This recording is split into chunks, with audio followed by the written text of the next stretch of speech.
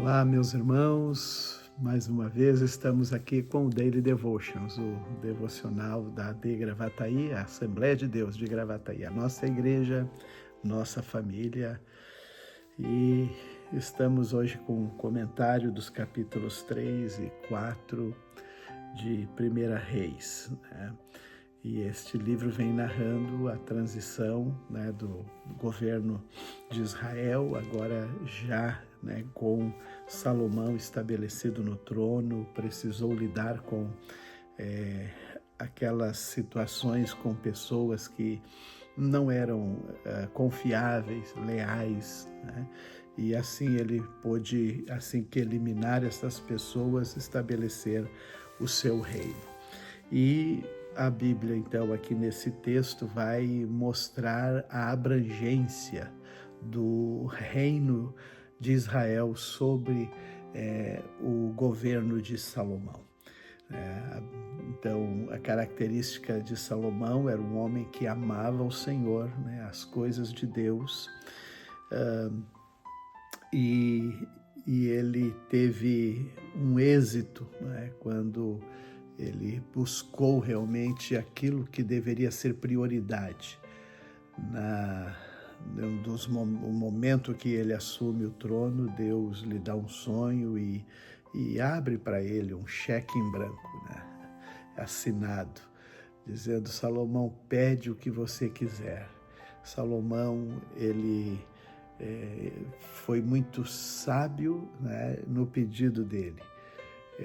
Ele pediu que o Senhor lhe desse entendimento, sabedoria, né, para dirigir, né, o reino. E Deus disse: mas como você não pediu riquezas, ouro, domínios, você vai ter, vai ganhar, né, tudo isso. E Deus lhe capacitou também com um entendimento e a sabedoria que não tinha nenhum e ninguém que comparasse a ele.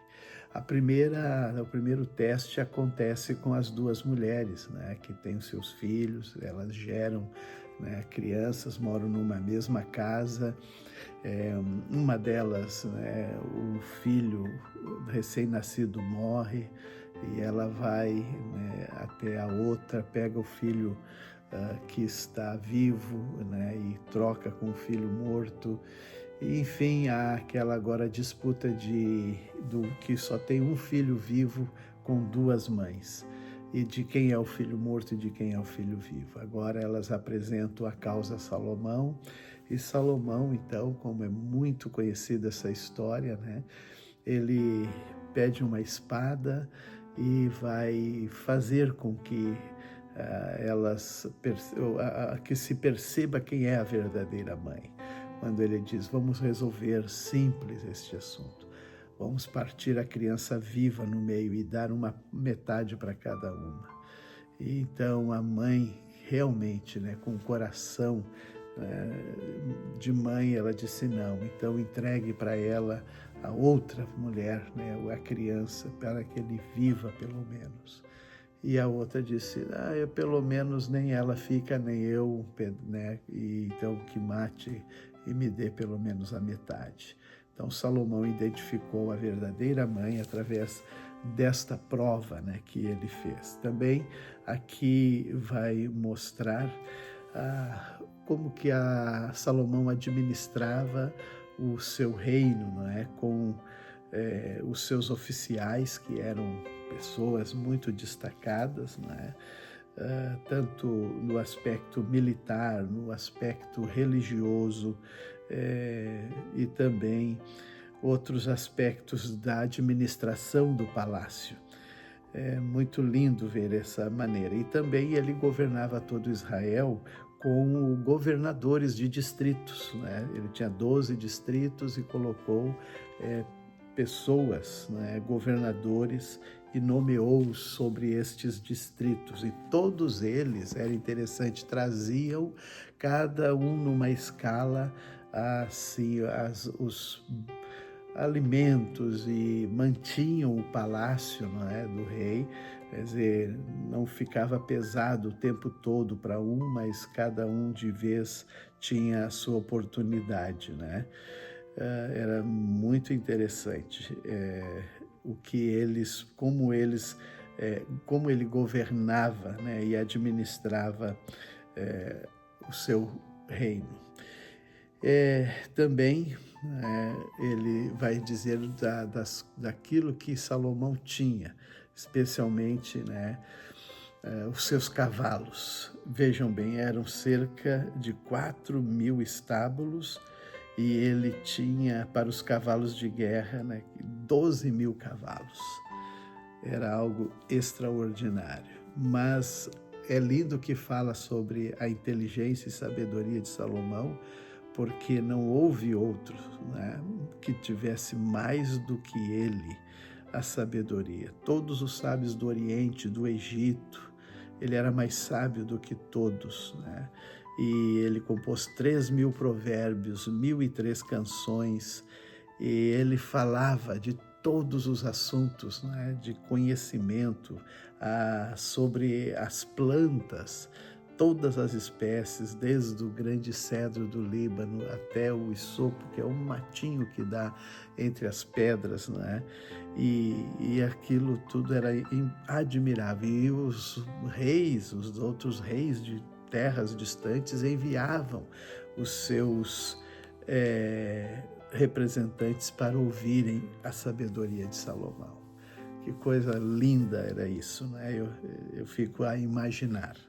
Atos dos Apóstolos, capítulo 6, aqui se estabelece também a administração da igreja nos seus primeiros passos, com os ministérios atuantes, e agora, além do apostolado, que se ocupava com a pregação, o ensino, as orações, ministrar cura, enfim, né, sobre o povo.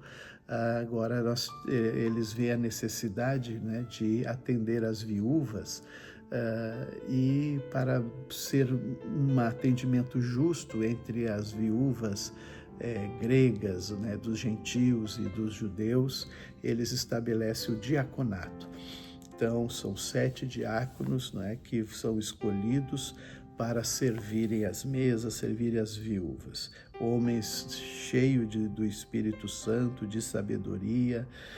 É muito, muito especial esse momento que a igreja também está vivendo, né?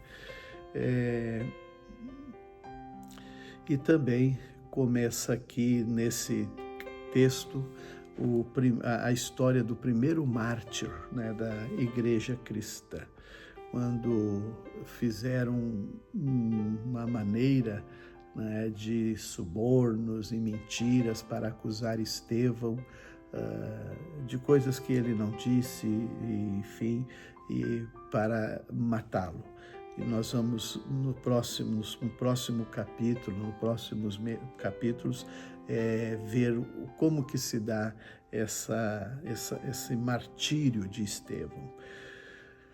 Muito bem, o Salmo é o 126, que trata do retorno de Israel para a sua terra, né, dos que retornam do exílio e vêm para Sião com alegria, né, porque eles, sempre que estiveram no exílio, nunca esqueceram da terra de Sião, de Jerusalém.